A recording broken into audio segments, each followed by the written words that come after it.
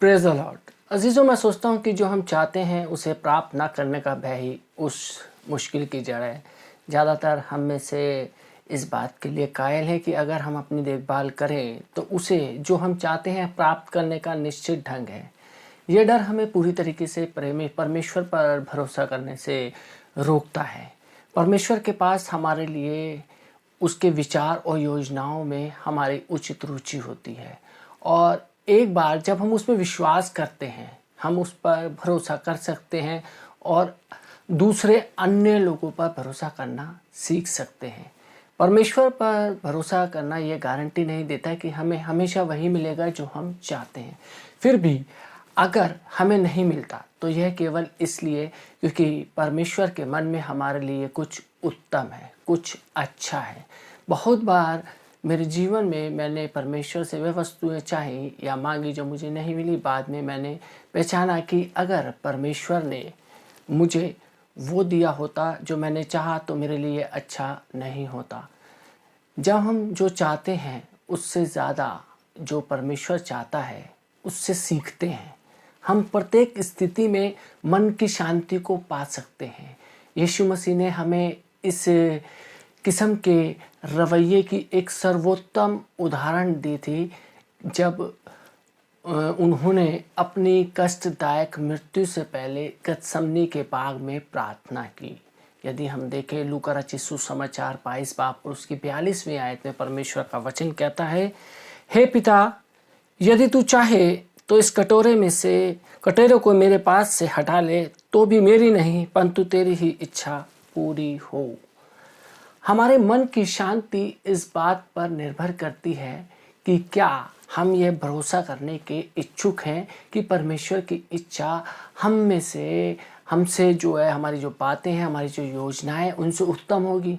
तब भी जब हम इसे समझ नहीं सकते हैं, क्योंकि हम आज़ादी की इच्छा के साथ उत्पन्न किए गए हैं। हमारे पास जीवन को चलाने और तरीके की जैसी इच्छाएं हैं करते हैं वैसा चलने का हमारे पास विकल्प है। पर धन्यवाद से हमारे एक अन्य विकल्प भी हैं, और यह परमेश्वर की भलाई और प्रभु में भरोसा करना है। यशाया भविष्यवक्ता इसे इस ढंग से बताता है। यदि हम देखें यशाया नबी की पुस्तक 9 बाब उसकी 7वीं आयत में लिखा है कि उसकी प्रभुता सर्वदा बढ़ती रहेगी और उसकी शांति का अंत ना होगा। जितना ज़्यादा हम हमारे जीवन में परमेश्वर को शासन करने देते हैं, उतनी ज़्यादा शांति का हम आनंद लेंगे। जब जीवन वैसा नहीं चल रहा जैसा हमें पसंद है और हम परमेश्वर पर भरोसा नहीं करते, तो उसे चालक सीट को अपने हाथ में लेना, उस पर हुक्म चलाना और हमारे ढंग से बात करने के लिए मजबूर करने की कोशिश करना है। ये खेदजनक है। ये सर्वोत्तम व्यक्ति को भी एक भावनात्मक और आत्मिक खाई में ले जाएगा। क्यों ना हम अपने जीवन को परमेश्वर को चलाने दें। मैंने 2 किशोर लड़कियों के बारे में एक कहानी सुनी जो अपना दिन एक साथ व्यतीत करती थी, एक साथ उठती थी, बैठती थी, खेलती थी, कॉलेज जाती थी। उनमें से एक बहुत ही स्वाभाविक थी जो अक्सर बिना सोचे समझे कार्य करती थी। उसने अचानक निर्णय लिया कि चलती गाड़ी में गाड़ी चलाते समय सीट को बदले, और ऐसा करना चलती कार में उसने प्रयास किया। हालांकि कार के ड्राइवर ने शुरू में तो उसका विरोध किया, पर बाद में इसके परीक्षण में वो शामिल हो गया, यानी कि इस लड़की के आगे वो झुक गया, और शीघ्र ही एक टूटी गाड़ी के साथ दोनों खाई में थे। मैं ड्राइविंग परमेश्वर को करने देने की सिफारिश करता हूँ। उसके हाथ से चालक सीट लेने का प्रयास ना करें जब वे आपको वहाँ ले जाने का प्रयास कर रहा है जहाँ वो ले जाना चाहता है। उसे अगुवाई करने दें और अनुसरण करना सीखें। ये जीवन व्यतीत करने का सबसे होशियार, सुरक्षित और पूर्ण ढंग है। कुछ पल रुकें और कुछ प्रश्नों के बारे में सोचें। पहला, आपके जीवन में ड्राइवर सीट पर कौन है? ज़रूर सोचिए। और दूसरा, आप मन की शांति का कितना आनंद लेते हैं? और तीसरा, कितनी बार हम पूरा दिन कुछ उसके बारे में चिंता करने के लिए बर्बाद कर देते हैं जो आपकी शांति की चोरी करता है। और चौथी बात जो है वो है कि क्या जो आप चाहते हैं उसे प्राप्त ना करने का भय आपको परमेश्वर पर भरोसा करने से रोक रहा है। और पांचवा, क्या आप और ज़्यादा मन की शांति के लिए भूखे हैं। और छठी बात जो है वो यह है कि क्या आप अपने जीवन का और सारे आनंद लेना चाहते हैं। ईमानदारी से इन प्रश्नों का उत्तर देना आपके भरोसे के स्तर को पहचानने में आपकी सहायता कर सकता है। अगर आप यह पाएंगे कि आप जैसे कि आपको करना चाहिए वैसा परमेश्वर पर भरोसा नहीं कर रहे हैं, तो दोषी होने का यहाँ कोई कारण नहीं है। अभी इसी पल से चिंता की बजाय भरोसा करना परमेश्वर पर आरंभ करें। यदि हम देखें यशायाह नबी की पुस्तक 26 बाब और उसकी 3री आयत में परमेश्वर का वचन कहता है, जिसका मन तुझ में धीरज धरे हुए है उसकी तू पूर्ण शांति के साथ रक्षा करता है, क्योंकि वह तुझ पर भरोसा रखता है। मैं प्रार्थना करने का एक नया ढंग आपको सुझाव देता हूँ, एक नए ढंग से प्रार्थना करने का सुझाव देना चाहता हूँ। केवल परमेश्वर को वो बताने की बजाय जो आप चाहते हैं कि वो आपके लिए करे, जो आप चाहते हैं वे मांगें और फिर ये वाक्य जोड़ने का प्रयास करें, अगर प्रभु ये मेरे लिए सही बात नहीं है तो ये मुझे मत दे। आपके जीवन में बहुत से समय रहे होंगे जो आप चाहते थे उसको पाने के लिए कठिन परिश्रम किया, पर बाद में यह पाया कि इसने आपको पूर्ण रूप से संतुष्ट नहीं किया है और इससे आपकी स्थिति और भी बदतर हो गई है। हम में से ज़्यादातर ने कई बार तो वो खरीदा जो हम चाहते थे, फिर कर्ज के कारण मानसिक तनाव में आ गए, या जब यहाँ पर एक राय में भिन्नता थी तो अपने जीवन साथी के साथ विवाद शुरू किया, पर जो हम चाहते थे वो प्राप्त करने के बाद हमने अनुभव किया जो मूल्यों पर आपने प्राप्त किया वो उसके योग्य नहीं था। मैंने ये सीखा है कि अगर हम जो चाहते हैं वो मन की शांति के साथ नहीं पाते तो फिर इन सब के होने का कोई मूल्य नहीं रहता है। हमें वचनों के द्वारा विनती की गई है कि शांति हमारे जीवनों में राज करे। शांति एक मूल्यवान वस्तु है और इसे पाने के लिए जो भी चाहिए वो हमें करना चाहिए। जब आपको लगने लगे कि आपको परमेश्वर पर भरोसा करने में मुश्किल है, अपने आप से पूछें, क्या ये इसलिए कि मैं डरता हूँ कि अगर मैं उस पर भरोसा करूँ तो जो मैं चाहता हूँ वह मुझे ना मिले? अगर उत्तर हाँ में है तो आपको भरोसा और शांति की कमी के कारण मिल गया है। आपके अपने मार्ग को प्राप्त करने का बेहद मूल्य दिया जाता है। ये हैरानीजनक है कि हमारा जीवन आत्म संतुष्टि की तलाश में बर्बाद किया जाता है और अंत में केवल ये पता चलता है कि हम बिल्कुल भी संतुष्ट नहीं थे। केवल परमेश्वर की इच्छा में हमें संतुष्ट करने की योग्यता है। हम उसके लिए और उसके उद्देश्यों के लिए उत्पन्न किए गए हैं और उससे कुछ भी कम अनंत संतुष्टि को लाने में अयोग्य होता है। जब हम जवान होते हैं हम सोच सकते हैं कि जो हम चाहते हैं उसे प्राप्त करें। जीवन में सबसे महत्वपूर्ण बात है, पर जैसे जैसे साल बीतते हैं आशा पूर्वक हम तुरंत यह कहने का अनुभव सीख लेते हैं कि मैं मेरी अपनी इच्छाओं से ज़्यादा परमेश्वर की इच्छा को चाहता हूँ। यहाँ पर परमेश्वर की उत्तम इच्छा से बढ़कर कोई अन्य उत्तम स्थान नहीं है। यदि हम देखें यिर्मयाह नबी की पुस्तक 17 बाब उसकी 5वीं आयत में परमेश्वर का वचन कहता है, यहोवा यूं कहता है, शापित है वह पुरुष जो मनुष्यों पर भरोसा रखता है और उसका सहारा लेता है, जिसका मन यहोवा से भटक जाता है। आजकल आप किसी पर भरोसा नहीं कर सकते हैं, ये एक आम बयान है। हालांकि ये सच नहीं है कि कोई भी भरोसेमंद नहीं है। यह एक दोषदर्शी बनाने और इस तरह सोचने के लिए खतरनाक है। मैं आसानी से स्वीकार करता हूँ कि लोगों को आजकल विश्वास करने के लिए ढूंढना मेरे जीवन में किसी अन्य समय से अधिक कठिन है। लेकिन मैं अविश्वास और संदेह से भरे हुए दिल से जीने से इनकार कर देता हूँ। मैंने लोगों को भरोसा करने का फैसला किया है जब तक कि वे मुझे एक निश्चित कारण ना दें। जी हाँ, जब तक कि वो मुझे एक निश्चित कारण ना दे। और ये निर्णय लोगों के साथ अपने अनुभवों के आधार पर नहीं बनाया गया है। लोग अविश्वसनीय क्यों हैं, हमारे सामने प्रश्न आता है। हालांकि हम ये सोचना पसंद करते हैं कि हमें तर्कसंगत बातों से प्रेरित है।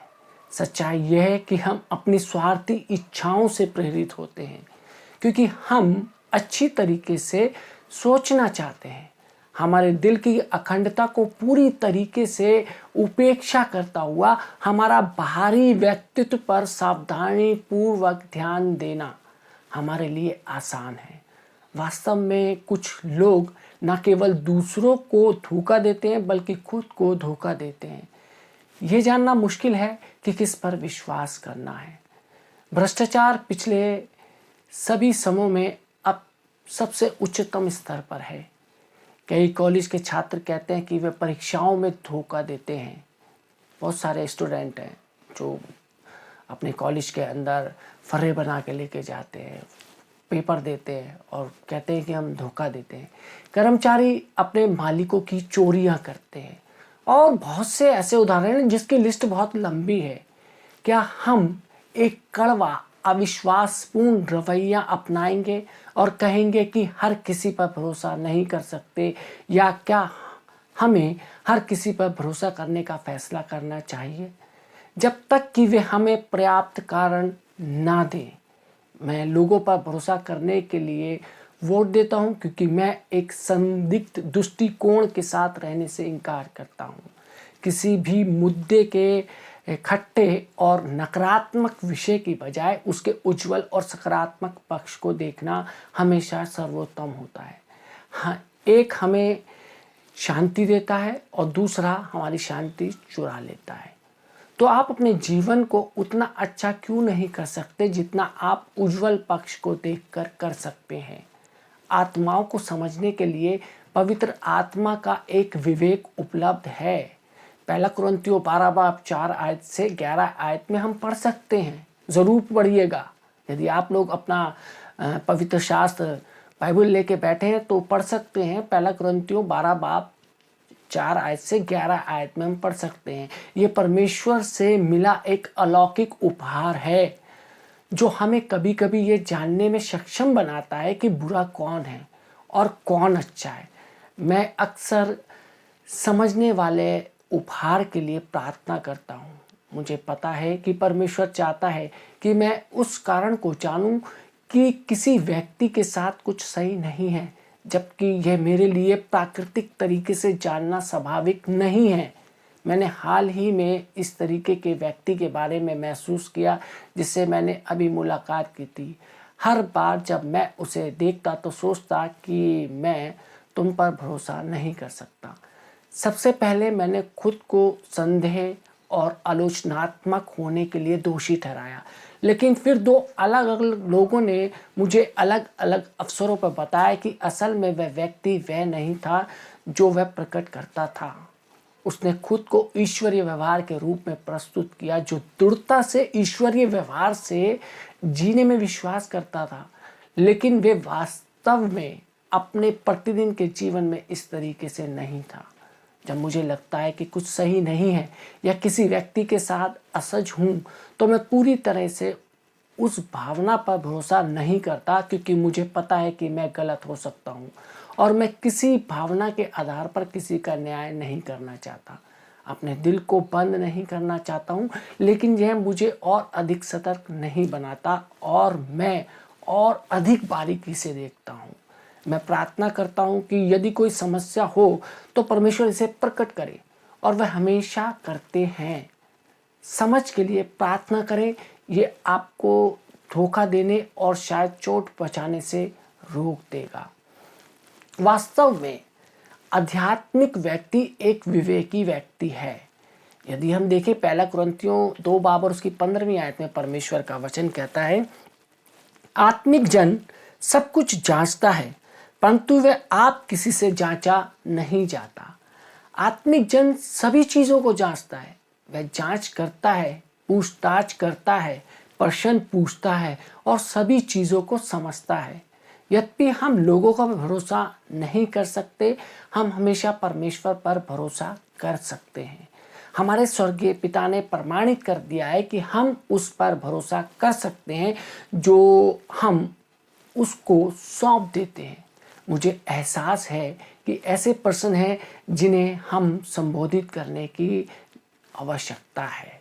जैसा कि यदि परमेश्वर अच्छा है और वह सर्वश्रेष्ठ है, तो वह लोगों के जीवन में कुछ भयानक परिस्थितियों के बारे में कुछ क्यों नहीं करता। मैं किसी ऐसे व्यक्ति पर भरोसा कैसे कर सकता हूँ जो हमारे दर्द को दूर करने के लिए कुछ कर सकता है और फिर भी नहीं करता। अच्छे लोगों के साथ बुरी चीज़ें क्यों होती हैं? क्यों बुरे लोग कभी कभी लंबा जीवन जीते हैं जबकि अच्छे लोग युवावस्था में ही मर जाते हैं? यहाँ पर कुछ जवाब हैं, लेकिन यहाँ तक कि हमारे पास भी हर किसी को संतुष्ट करने के लिए पर्याप्त उत्तर नहीं है। लेकिन एक बार फिर मुझे कहना पड़ता है कि परमेश्वर पर भरोसा करना यह है कि हमारे अभी भी बिना उत्तर के कुछ सवाल हैं और हम वैसे ही उस पर भरोसा करते हैं।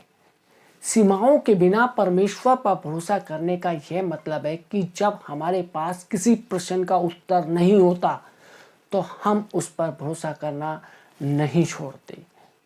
हम उत्तर नहीं जानते, लेकिन हम विश्वास में आराम कर सकते हैं कि उत्तर परमेश्वर जानते हैं। परमेश्वर पर भरोसा करना एक सौभाग्य है, यह एक चुनाव है जिसे हम चुन सकते हैं। यदि हम चुनते हैं, मैंने परमेश्वर पर भरोसा करने का फैसला किया है क्योंकि इसके अलावा मेरे पास खुश होने का कोई और तरीका नहीं है। मेरा मानना है कि वह मेरे विश्वास के योग्य है। मैंने कुछ चीज़ों में भरोसा करने का अनुभव किया और मुझे कुछ भी नहीं मिलता या कोई भी इस लायक नहीं था, इसलिए मैंने इसे परमेश्वर को दे दिया या मैं इसको देता हूँ। मैंने अन्य लोगों पर भरोसा करने की कोशिश की है और वास्तव में कुछ भी अच्छा विकल्प नहीं है। अन्य सभी विकल्पों पर विचार करने के बाद परमेश्वर जीतता है। ये जो सारा द्वंद्व युद्ध हमारे भीतर चलता है कि हम किस पर विश्वास करना है किस पर नहीं, उसकी बजाय हमें परमेश्वर पर विश्वास करना चाहिए, क्योंकि आखिरी में परमेश्वर ही जीतता है विश्वास करने के लिए। मैं परमेश्वर पर भरोसा करता हूँ। जब हम उस पर भरोसा करते हैं तो परमेश्वर आनंदित होता है, वह इसे पसंद करता है क्योंकि वह अपने लोगों में रहता है। जब वह खुश होते हैं तो हम भी आनंदित होते हैं। आपने सोचा है कि आपकी खुशी कहाँ चली गई है? तो अपने विश्वास की जांच करें। आज बहुत से लोग हताश हैं, निराश हैं, अपनी निराशाओं के गर्द में डूबे पड़े हैं। जांचिए कि आपकी खुशी कहाँ चली गई है, किस वजह से चली गई है। यदि हम देखें रोमियो 15 बाब और उसकी 13वीं आयत में परमेश्वर का वचन कहता है कि परमेश्वर जो आशा का दाता है तुम्हें विश्वास करने में सब प्रकार के आनंद और शांति से परिपूर्ण करे कि पवित्र आत्मा की सामर्थ्य से तुम्हारी आशा बढ़ती जाए। मैंने अपने जीवन में इस सिद्धांत का परीक्षण किया है और जानता हूँ तो मुझे शांति और खुशी होती है और मैं जीवन का आनंद लेता हूँ। लेकिन जब मैं उस पर भरोसा नहीं करता हूँ तो संदेह, भय और फिक्र से भर जाता हूँ। ये तनावपूर्ण है और मुझ पर भारी बोझ डालते हैं जिसे मैं लेना नहीं चाहता। हमारे पास केवल दो विकल्प हैं, परमेश्वर पर भरोसा करें या भरोसा ना करें। जैसा कि मैंने पहले बताया था कि परमेश्वर के साथ ईमानदार रहो। परमेश्वर के साथ झूठा दिखावा हमें कहीं नहीं लेकर जाता। अगर आपको परमेश्वर पर भरोसा करने में परेशानी हो रही है, लेकिन आप उस पर भरोसा करना चाहते हैं, तो इस प्रार्थना को करें। परमेश्वर पिता, मैं भरोसा करता हूँ कि मुझे आप पर भरोसा करना सिखाएं। परमेश्वर आपसे मिलने के लिए तैयार है। जहाँ आपको होना चाहिए वहाँ पहुँचाने में परमेश्वर आपकी सहायता करना चाहता है।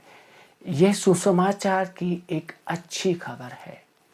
यदि हम पढ़ें 2 कुरिन्थियों 3 बाब और उसकी 5वीं आयत में वचन कहता है, यह नहीं कि हम अपने आप से इस योग्य हैं कि अपनी ओर से किसी बात का विचार कर सकें, पर हमारी योग्यता परमेश्वर की ओर से है। परमेश्वर पर भरोसा करें या खुद पर भरोसा करें। वर्षों पुरानी बहस में इतने सारे मोड़ आते हैं क्योंकि आत्मा इस सवाल पर विचार कर रही है। मनुष्य तत्व ने हमेशा परमेश्वर की आवश्यकताओं के विचार के खिलाफ कड़ी मेहनत की है। प्रत्येक व्यक्ति और निश्चित रूप से हर मसीह को अपनी प्रतिभाओं को अपनी योग्यताओं के लिए उपयोग करने का प्रयास करना चाहिए और हमें निर्णय लेने की ज़रूरत है। लेकिन हमें अपनी ज़िंदगी चलाने के लिए नहीं बुलाया गया, जैसा कि हम करते हैं और परमेश्वर को अनदेखा करते हैं।